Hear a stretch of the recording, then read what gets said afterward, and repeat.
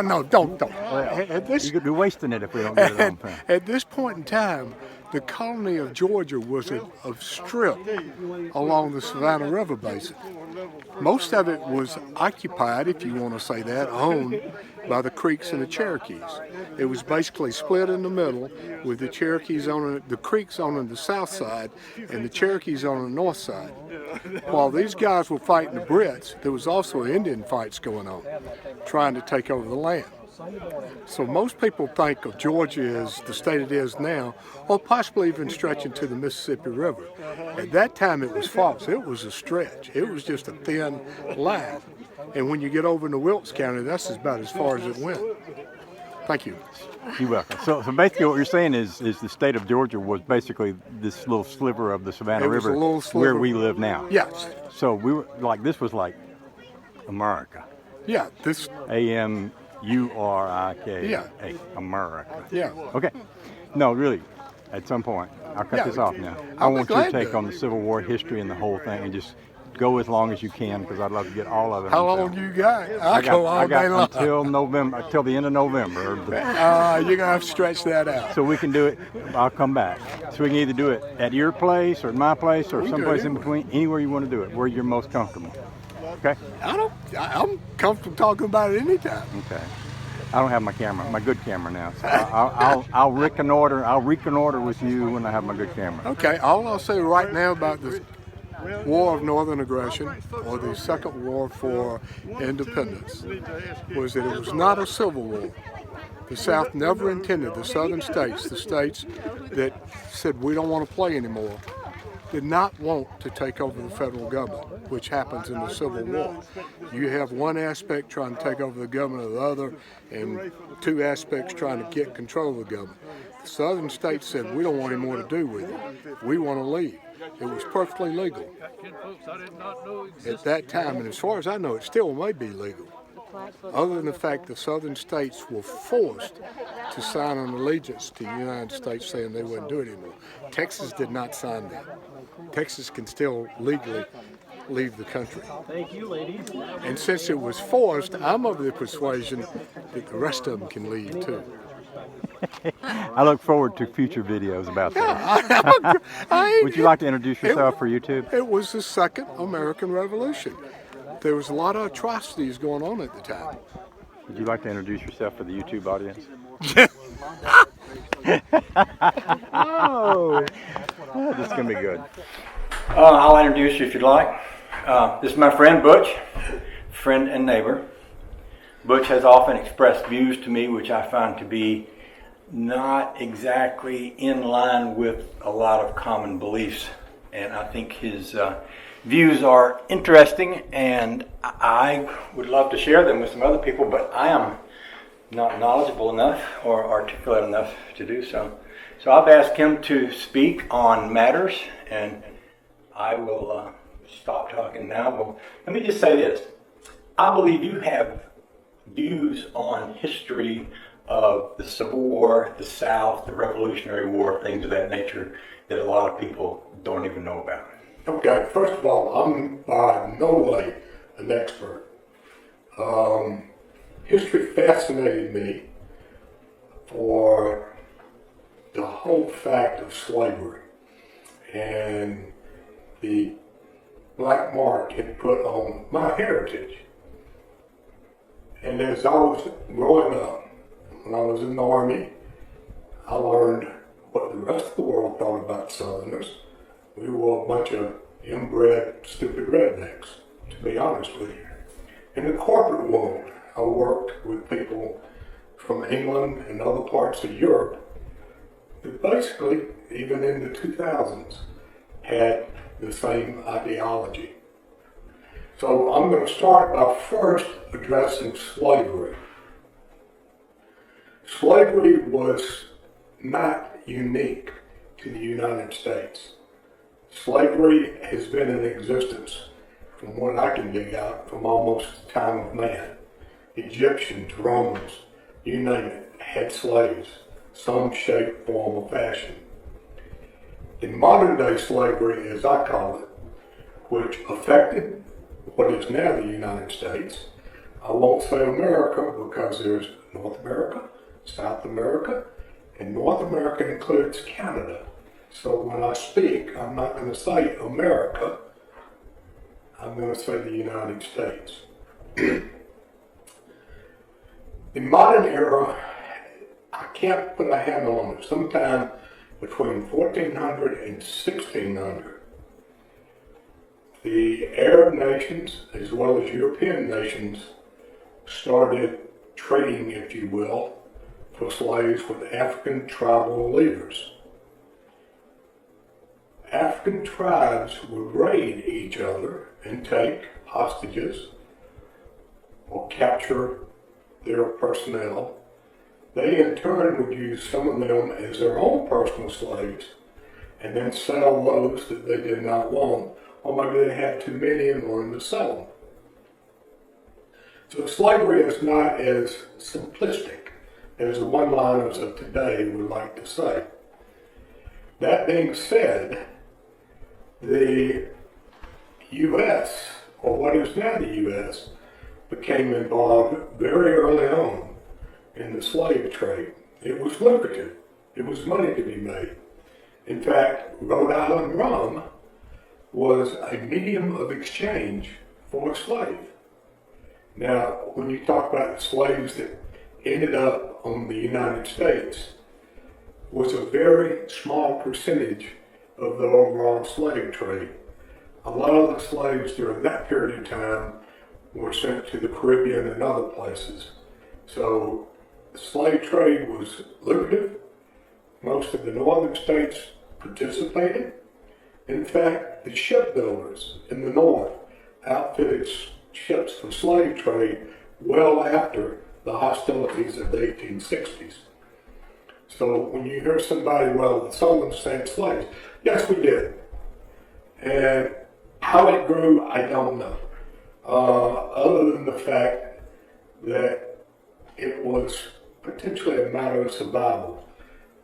They were primarily agricultural and needed a large labor force to get the crops, plant them, put them in, take care of them, and harvest them.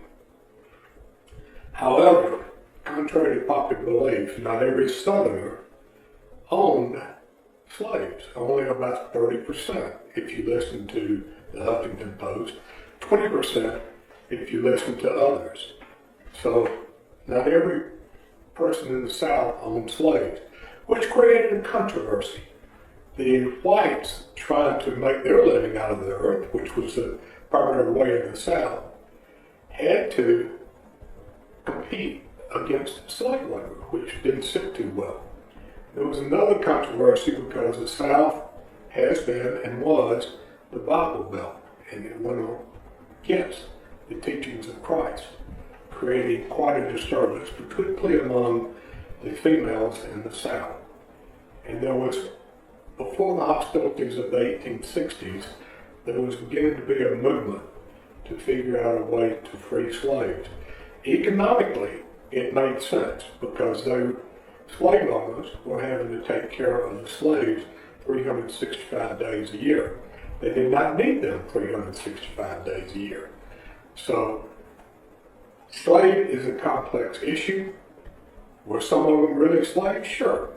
There were absentee slave plantation owners, many from the north, that abused and mistreated their slaves, no question about it. However, a lot of the Southerners that owned 4 to 6 slaves treated them like family and took care of them, and they took care of each other. So it was kind of a mixed breed of animal.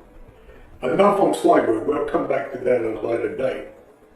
But let's go back to the first American War for Independence. Some people refer to it as the American Revolution. Contrary to popular belief, what's taught in government schools, or some may refer to them as public schools, I refer to them as indoctrination schools, and we can talk about that anytime you want to. Seems to put on this charade that every one of the U.S. folks, I won't call them citizens, because The U.S. wasn't formed. But the people coming in to settle the United States were 100% in favor of the first American War for Independence. That's totally false. The U.S. was divided. There were those who wanted to stay under British control, particularly in the South. And I want you to pay attention to this, particularly in the South. The South had strong trade relations because of their agricultural society, primarily at that time, tobacco. And they relied on the British as a market. If they cut the British off, they were basically using business mind, cutting the demand off. So what were they supposed to live on? Notice that there were more folks in the South in favor of the British than in the North. Was this the beginning of the divide between the North and the South? Time will tell. As the war went on, or the hostilities went on for the American War of Independence, it started to be somewhat of a tit for tat in the North with George Washington and his troops. You've heard all the stories. He chopped down the cherry tree, he crossed the Delaware, his men didn't have any shoes. Well, all part true. But they were also well funded and had ammunition and such to fight the British. And they were holding their own against a well-formed British militia. The South was totally split as far as their allegiance to the U.S., or what would soon be the U.S., and the Brits, Whigs versus Tories. My family, I understand at least one side was a Tory, meaning we sided with the British. Didn't settle too well with some of the future generations of that side of the family, and I have no proof. So the Whigs were those in favor of the American War of Independence. The British was getting tired of the war. They were catching a lot of flack from the citizens of England. Keep in mind, at this point in time, England was transitioning from a totalitarian deal with the king being the almighty ruler to a parliament-type situation, political deal that they do have now. And King George was catching a lot of flack from the citizens to do something. Cornwallis, General Cornwallis, that everybody I'm sure has read about in the textbooks, was put in charge of the Southern British Army. Their ideology is the northern section was struggling, that if they could get allegiance and take over North Carolina, South Carolina, Georgia, parts of Florida, and take complete control of them, they could put an end to the war. Cornwallis had two generals, a General Ferguson and a General Tarleton, that he relied heavily on. They were his two best generals he could have. One of the first skirmishes in the South was the Battle of Camden, South Carolina, which Tarleton was in charge of the British troops and squashed the Patriots, or Whigs if you want to call them that, the U.S. favorites. But along the lines of this time, the British began to make some serious errors. Yes, the South was split. A lot of people wanted to remain under British control. But the army went crazy. And they began occupying people's homes. They began taking people's things for their own use. They began taking advantage of the women. They began, if they thought you were even hinting of being a favorite to the revolution, that they would burn you out. At that point, the South began to turn and say, wait a minute, we don't mind supporting you and trading with you, but this is getting out of hand. So the South began to turn. After Camden, there was a battle at Kings Mountain, South Carolina, up near Greenville, Spartanburg. Ferguson was the commanding general. And Kings Mountain was an interesting battle. It was also a turning point in the Revolutionary War. Leave it to the South to have a turning point. The Patriot Army was comprised of a lot of men who came over the Appalachian Mountains in favor of the American Revolution. These men, which will lead to another subject later on, had been involved in the Indian Wars, particularly in the Ohio Valley. Remember, at this time, the continental United States did not look like what it looks today. Kentucky, Ohio, and that section of the country was considered wilderness. That the people coming in the morning, because people that were migrating to the United States and Europe were looking for land and a way to make a living and have a decent life they didn't have back in Europe. The only problem was the Native Americans occupied and controlled it. Therefore, it led to a bunch of skirmishes, if you will, with the Indians. So these gents came over across the mountain, were well-proven warriors, and understood what took place in the battle. Ferguson's men were largely Southern folks as well, who were not as battle-tested as these gentlemen who came over the Appalachians. Ferguson and a few of his men, high-ranking men, were about the only British involved in that battle. Kings Mountain was a battle of Southern brother against Southern brother. In the end, the boys across from the Appalachian won the battle.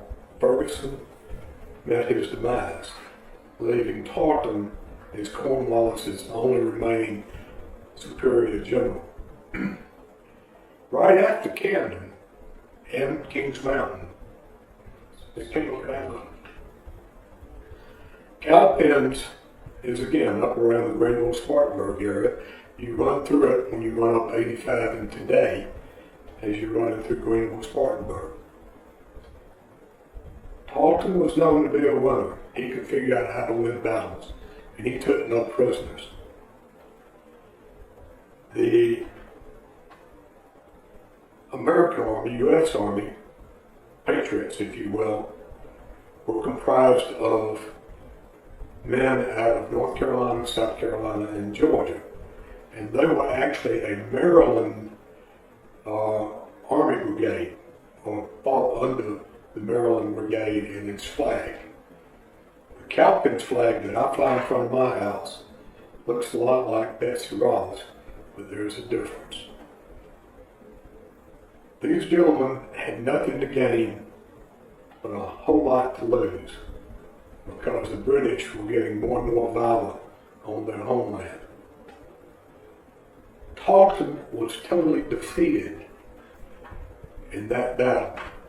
And I can't lay my hands on it, but I don't know if he survived or did not survive.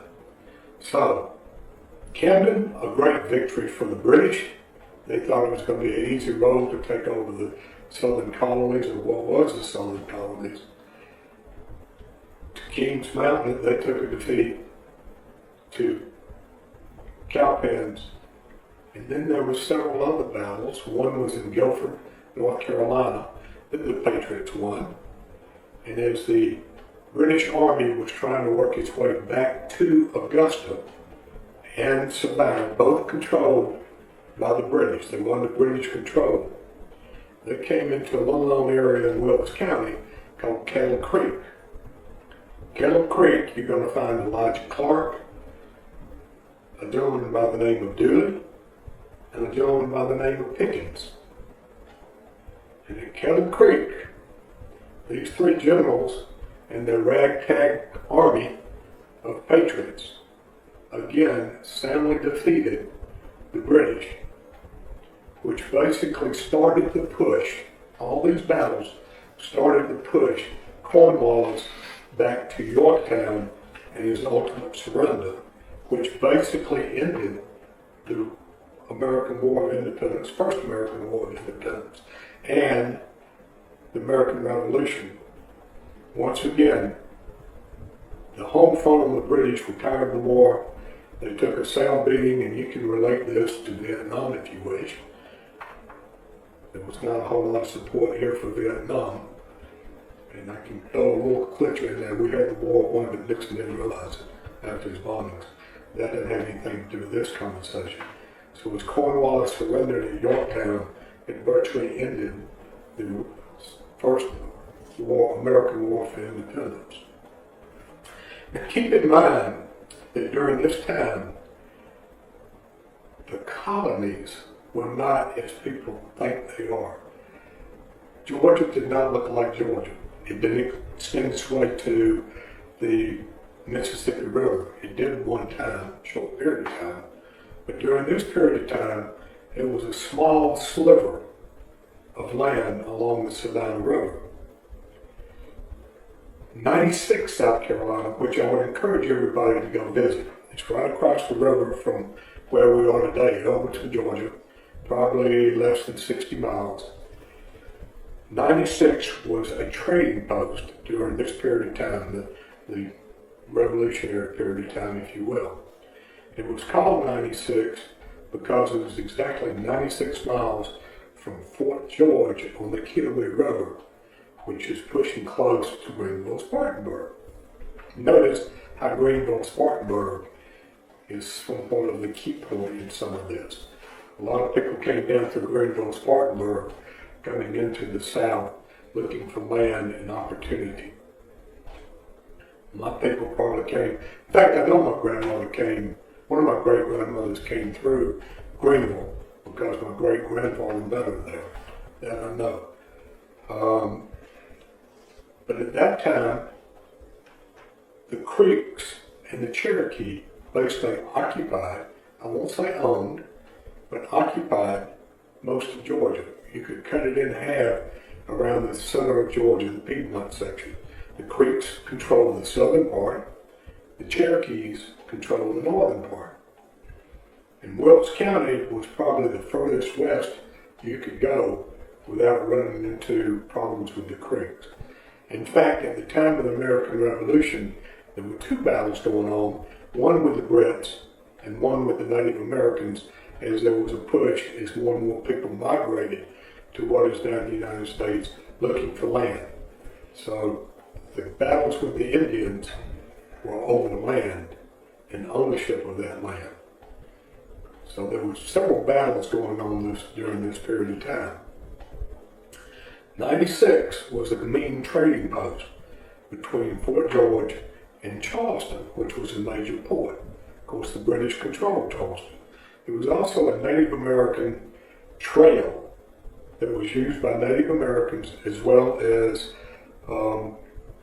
furriers and people who are skinning animals for a living. If you get a chance, go to 96. The federal government has a park over there.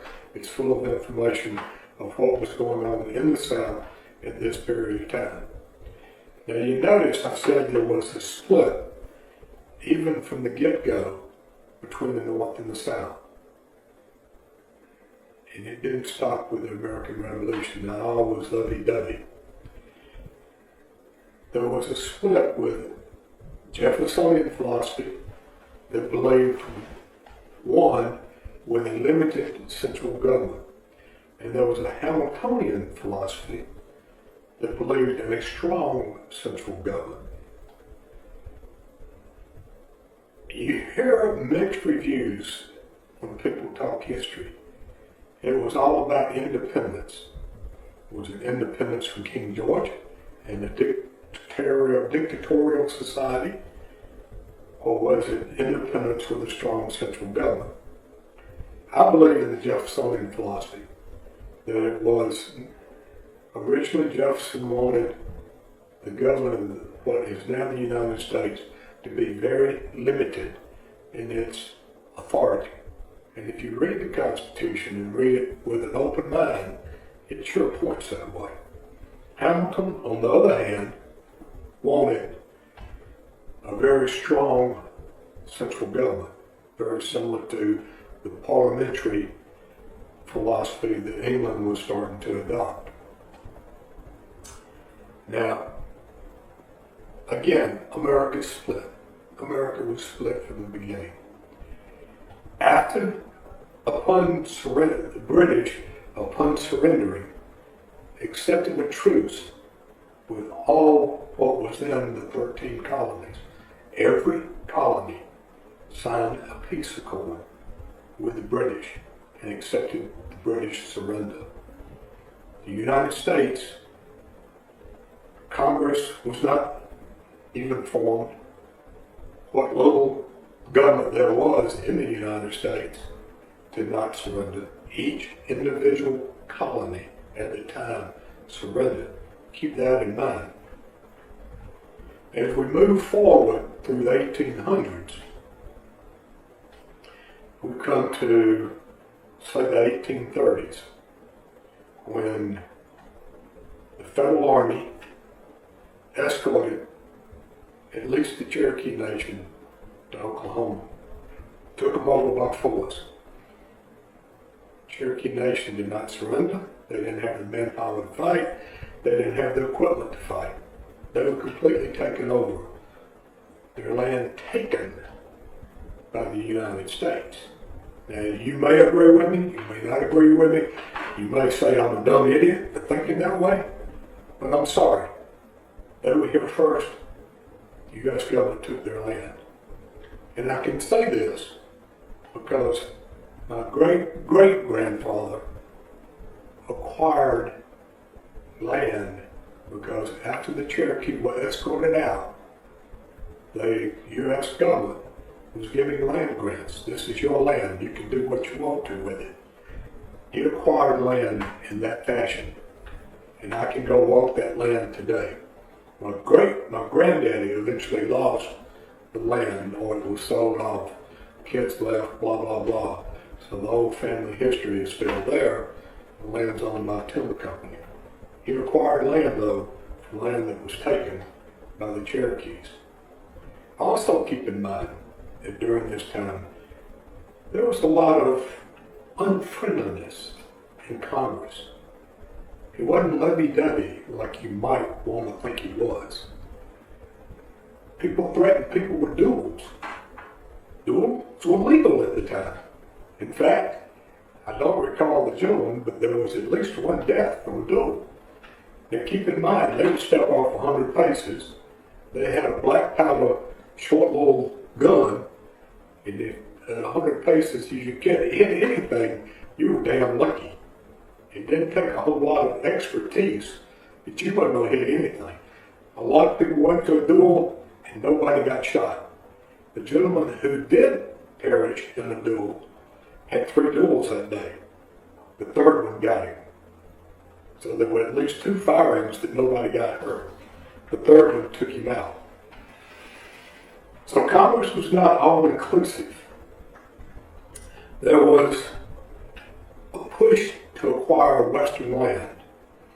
The Louisiana Purchase, per se. We hear a lot about the Missouri Compromise. And I've read a lot on this, and there are a lot of conflicting theories as to what was going on. I personally, and this is my personal opinion, have come to the conclusion that the Northern Brethren wanted to keep the Western movement lily white. Now you ask, why do I say about this? First of all, there was a movement in this country of colonization. A lot of folks wanted to colonize the blacks that were on U.S. soil and send them to a colony somewhere off U.S. soil. Lincoln, the old President Abraham Lincoln, was a colonist. So was Sir Francis Scott Key, who wrote the Star-Spangled Banner. He believed in colonies. The Missouri Compromise was no more than to keep blacks out of Missouri and the westward movement and allowed the whites coming out of the north to acquire the land and farm it without competing against slave labor or cheap labor. That's my opinion. Read what you want to into it, but I'm convinced. We heard a lot about John Brown and the abolitionists. There was an abolitionist movement. There was a strong feeling by some that all slaves should be released. Even in the South, there was a strong belief, because of their Christian beliefs, that they needed to do something about slavery, but they couldn't come up with a compromise. Robert E. Lee released all his slaves as the war began, slaves that he inherited, because he had no use for them. You've heard about the Underground Railroad, I believe it was Harriet Beecher Stowe. What you don't hear, though, is what awaited the blacks that took advantage of the Underground Railroad. They were not given medical treatment. They were not given houses. They were not provided clothing. They were just kind of dumped into a strange cold land of Canada with little or no support. There are reports of tremendous tragedies of the conditions they lived in after they went through the Underground Railroad. Most of them would have been better off staying slaves, particularly with the smaller slaveholders. So we've come to slavery as an issue. We've come to the U.S. was split from the beginning. We've gone through Hamiltonian and Jeffersonian. We've talked about the removal of the Cherokees. I'm not sure what happened to the Creeks, other than the fact I think they may have been wiped out with military force. But somehow or other they disappeared into the West as well. Keep in mind, once they went to the West, as the Western expansion further moved, the U.S. government kept taking and moving their reservations. They were not treated well. In fact, Sherman, everybody knows Sherman, Buffalo soldiers, which at that time was after the hostilities of the 1860s, and went and raided the Sioux during winter time when they were all together. They were all trying to get in a protected area, trying to keep warm and survive the harsh winters. Sherman and these Buffalo soldiers, no, most Buffalo soldiers were black. Just wiped out the Sioux. Women, children, didn't matter. So, when I hear slavery, there are many parts to slavery. It's not a one-liner.